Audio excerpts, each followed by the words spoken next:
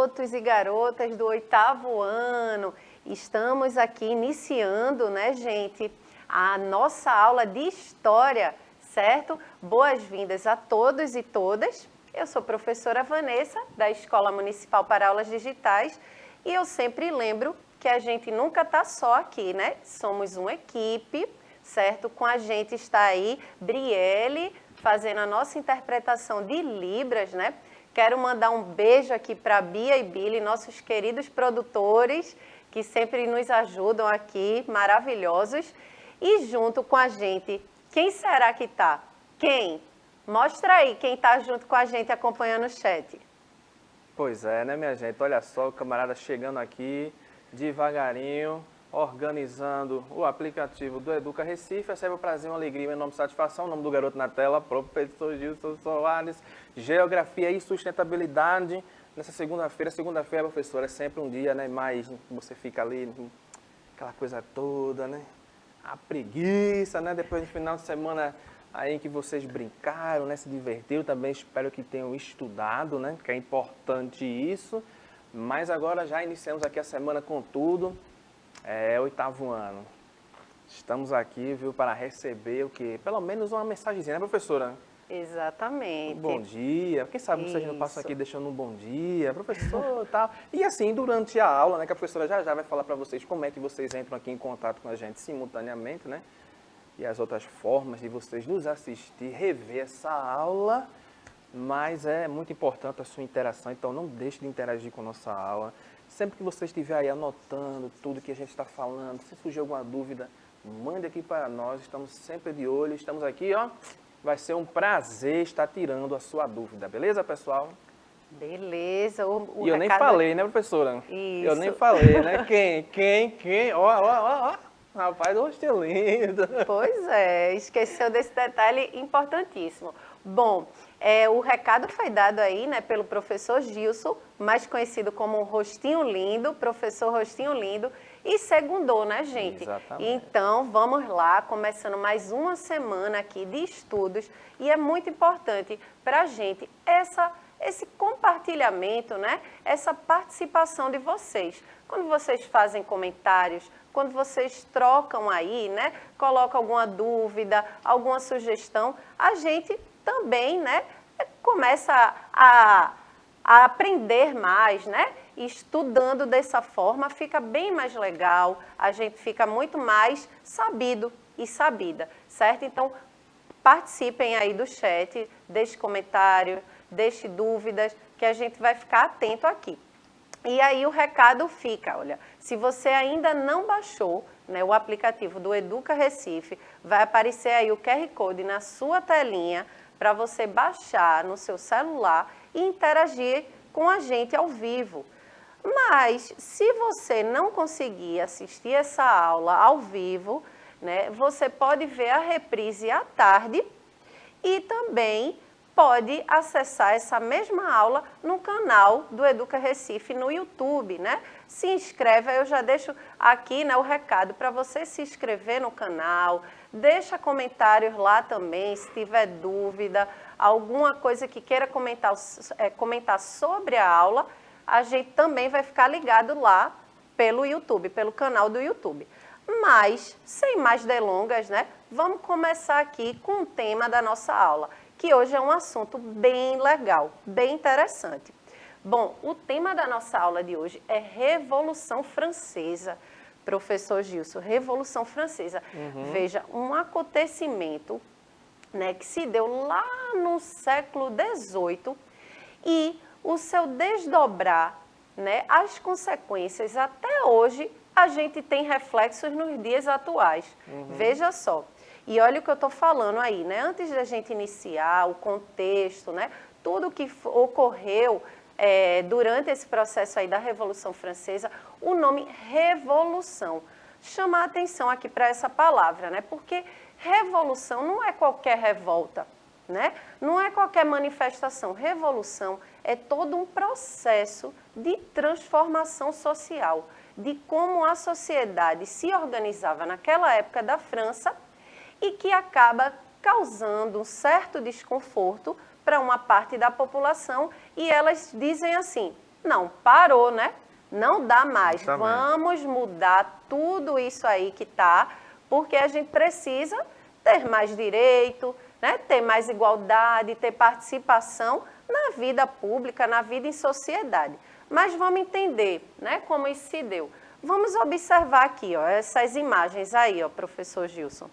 Pois é, né, professora? Justamente imagem que mostra esse sentimento, né, revolucionário. Quase que não sai, professora. Exatamente, né? Então, nós temos aí a presença de grupos, né, sociais, que a Revolução Francesa passa justamente por esse espírito que está sendo representado aí nessa imagem, né, professora? Onde a gente vai ter uma quebra, né? A gente tem que ter aquela quebra de um padrão que estava sendo ali imposto, né? Derrubar o que a gente chama de antigo regime, professora. Isso. E instaurar ali um Estado mais democrático, né? Onde a população vai ser o quê? Inserida, né? Com direitos, ter uma participação mais popular. Então, quando a gente vê a imagem na sua tela, mais uma vez na sua tela, imagem, olha só, é bem similar, né, professora? Aquele gritozinho nosso aqui também, né? Com bandeiras, cavalos, né? Mas aí está o povo, né? Se revoltando, né? Se rebelando, né? Acima de um regime, né, que é bem absolutista, né, bastante dominador. E as pessoas estavam ali para quebrar esse padrão naquela época. Mudar, né? Isso. Toda uma classe, uma organização social do qual a França, né, tinha naquele período que ocorreu a Revolução, né? A gente vê aí as pessoas se rebelando, as bandeiras, né, como a gente está observando aí nas pinturas. E é interessante, né, a gente ver e olhar direitinho, né, aí, por quê? E se perguntar, né, por que o povo francês estava se rebelando, né? O que é que o povo francês, por que, né, estava se rebelando? Vamos entender isso agora, né? Olha aí, um dos lemas bem conhecidos, vocês eu acho que já ouviram falar aí, da liberdade, igualdade e fraternidade. O professor Gilson aí ousa ainda falar em francês? Pois é, né? Liberté, igualité e fraternité. Olha aí. Só, é bilíngue, hein? Poliglota. Pois é, tá vendo, professor? Rostinho lindo, não é só rostinho lindo não, viu? É poliglota, fala francês, fala inglês, olha aí. Pois é, já foi até na terra lá do croissant, né? Com certeza, professor. Pois é, gente, mas vamos lá, voltando aqui ao assunto, né? Então, um dos lemas, né, liberdade, igualdade e fraternidade, era esse sentimento, né, que a população, o povo da França queria, né, almejava, desejava naquele momento que a França vivia. Vamos entender aí, olha, joga o slide na tela, Billy. Olha aí, a Revolução Francesa, um dos maiores acontecimentos da humanidade, como eu estava falando no início da aula, foi um processo revolucionário, inspirado em ideais iluministas, que foi, a gente viu que foi o iluminismo na aula anterior, né, isso, e que, vejam aí, contra a monarquia absolutista. A gente viu também na aula anterior que sobre o absolutismo, né, o que era aquele antigo regime que ali se instaurava, né, dentro da França naquela época. Vamos aí entender, olha, a França pré-revolução, né, pré-revolucionária. Antes, vamos entender esse contexto, antes da Revolução Francesa, o que é que a França estava passando no seu contexto social, político, econômico. Veja, a forma de governo, a monarquia absolutista, era uma das causas que traziam uma certa insatisfação, né, incômodo de uma boa parcela da população, né, o poder ficar só na mão da monarquia, do rei, né, o rei ser ali o detentor de todo o poder do povo, enfim. Outro ponto aí interessante e importante para a gente observar, a estrutura social profundamente desigual, excluindo a maioria da população. Então, veja, existia já uma desigualdade social aí muito grande, que a gente vai entender no decorrer da aula, e aí causava também essa insatisfação. O povo disse, nossa, boa parte de nós aqui, né, passando fome, passando por condições, né, precárias, né, com situações precárias ali de vida, E a nobreza, né, os detentores ali do poder, o rei, vivendo uma vida super luxuosa, né, com grandes propriedades, né, vestimentas, e a boa parte do povo passando fome, passando condições precárias, certo?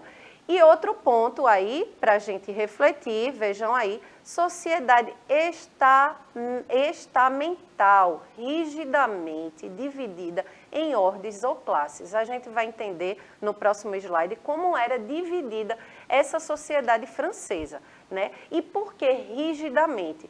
Porque nesse momento na França, as classes, né, não tinham mobilidade social. Hoje, na nossa sociedade, né, essa sociedade assalariada, né, nessa sociedade capitalista, a gente tem, né, essa flexibilidade. A gente pode ascender socialmente, mas naquela época na França não podia, né? Então não existia mobilidade social. Se você nascia nobre, você morria nobre. Se você nascia, né, artesão, ou a população em geral, você ia morrer daquele jeito. Então era rigidamente dividida. Então vamos entender como era aqui, olha, a sociedade francesa do antigo regime. O rei era o detentor de tudo, né? Ele era o Estado. E aí veja como, nessa pirâmide aí, como era. Veja, o primeiro ponto ali, o primeiro estado era dividido em estados. O primeiro estado era o clero, ou membros da Igreja Católica, veja, 1% da população. O segundo estado era os nobres, né? A nobreza, com 2% da população. E veja a quantidade de indivíduos que estavam no terceiro estado. 97% da população, tá vendo, professor Gilson? Justamente. Era boa parte da população, ou quase toda, né? Sim. Então, isso causava um incômodo ali, porque se essa parcela aí de 97% da população estava passando fome, estava em condições precárias, então alguma coisa tinha que se fazer, né? Tinha que mudar essa estrutura, porque aí não estava legal. Então, veja aí, o terceiro estado era composto por a burguesia, que a gente também viu na aula anterior, que a burguesia era uma classe que estava crescendo naquele momento ali, né? Os camponeses, a gente vale lembrar aqui que nesse momento a França era um país muito rural, né? Uhum. Então se vivia muito aí da terra e fora repleto de desigualdade. Então os camponeses também eram atingidos por essa estrutura social e os sans-culottes. Olha aí, a gente vai entender daqui a pouco que é quem são essas figuras aí dos sans-culottes. Mas vejam aí, ó, representava a maioria, né, a maior parte da população, e eram essa parcela aí da população, esses 97%, que pagavam os maiores impostos. Ou seja, na realidade não era que pagavam maiores impostos, eram só eles que pagavam impostos. Exatamente. Então, nem o clero, nem a nobreza pagavam impostos. Veja como era desigual isso aí. E aí, vejam, o primeiro e o segundo estado era que tinha uma vida luxuosa, né, de riqueza, luxo e riqueza, e o resto da população, além de pagar impostos, altas tributações, eram as que mais sofriam. Justamente. Certo? Não tinha oportunidade. Então, veja que momento, né, o que estava acontecendo naquela sociedade para que esse povo francês se rebelasse, né? Esse povo aí que estava nesse terceiro estado. Vamos lá. Olha aí os sans-culottes. Será que o professor já usou esses culottes aí? Rapaz, hein, professor Gilson? Professora, tem outros tipos Mas assim, vestimenta não, professora. Negócio mais simplesinho e mais tal. simples, né? Não somos dessa época não, tá muito distante. Tá vendo? Vamos entender aqui o que são esses camaradas aí, né? Sans-culottes. Vejam aí na tela. Eram os artesãos, trabalhadores e até pequenos proprietários que viviam nos arredores, né? Arredores de Paris, certo? Então, eram essas pessoas que estavam ali também representando, eram membros desse terceiro estado. E aí eles recebiam esse nome por quê? Porque eles não usavam os culottes, que eram essas calças elegantes da nobreza e tudo mais. E usavam calças mais grosseiras, de algodão, né? Então, eram os que não, sans, né? Eu não falo francês, mas sans é o que não usa os culottes, que eram, as calças que a nobreza utilizavam na época. Então, olha aí uma figura aí na tela mais uma vez. Quando a gente fala de culottes hoje em dia, né, professora, tem mais aquela sobra de tecido adiposo, né? Aquela gordurinha a mais, né, que sobra ali, mas... Exatamente. Está correlacionado, né? Porque é alguma coisa que está nas nossas pernas também, que está relacionado à nossa vestimenta, né? Então, aí eram chamados esses porque eles não usavam essa mesma vestimenta, né, de calça dos nobres. Mas vamos lá. Vejam aí na tela também. Minhas costas não aguentam mais esse peso. Olha só, vamos observar bem direitinho aí. Bora refletir aqui comigo, professor Gilson? Bora. Entendendo aí essa divisão que a gente falou da sociedade, que o primeiro estado era composto pelo clero, né? Membros da igreja, repetindo. O segundo estado, pelos integrantes, né? Pela nobreza. E o terceiro estado, o restante da população, vamos dizer, né? A burguesia, os comerciantes, trabalhadores em geral. E aí, o que é que a gente pode refletir aqui? Quais são os indivíduos representados aí nessa tela, né? Nessa gravura? E o que é que eles estavam o que é que está sendo criticado, né? Diante dessa gravura que a gente observa aí. Justamente, né, professora? Você vê aí na imagem ó, que tem o quê, ó? Um carregando o peso do outro, né, professora? Aí, se a gente seguir aquele desenho que a gente viu lá atrás, daquela divisão, né, da sociedade, ficou até proporcionalmente, até no desenho, né, professora? Você vê ali, ó, o que está carregando o maior peso, ó, é a figura de um camponês, né? Você vê pelos trajes dele, né? Aquela figura do rapaz do trabalho mais... pesado. Exatamente. Aí quando passa ali para o meio, professora, aquele cidadão de azul, você já vê que já muda os trajes, né? Sim. Já é uma pessoa mais bem vestida. Exatamente. Diga. Além dos trajes, né, tem aí, como você disse, a questão, tem uma espécie de enxada, né, vamos dizer assim, para representar esse trabalhador, né, esse camponês. Isso. A gente vê também na gravura alguns bichos, né, tipo ratos e tal, para representar também essa questão ali precária, né, de fome, de miséria que se passava essa parcela da população, essa grande parcela, né, ou quase a população toda. No meio, se a gente observar, eu não sei se dá para ver aí pela tela, mas tem esse rapaz, esse senhor que está aí ao meio, que tem um crucifixo no meio da roupa, né? Isso. Pendurado no pescoço. Então, para representar o quê? O clero. O clero, justamente, né? Esses membros da Igreja Católica. E o outro, a vestimenta já está bem clara aí, né? Toda pomposa, com os culottes. Olha aí, ó, a calça. Professor Gilson gostou, viu? Eu acho que ele vai até procurar uma para usar.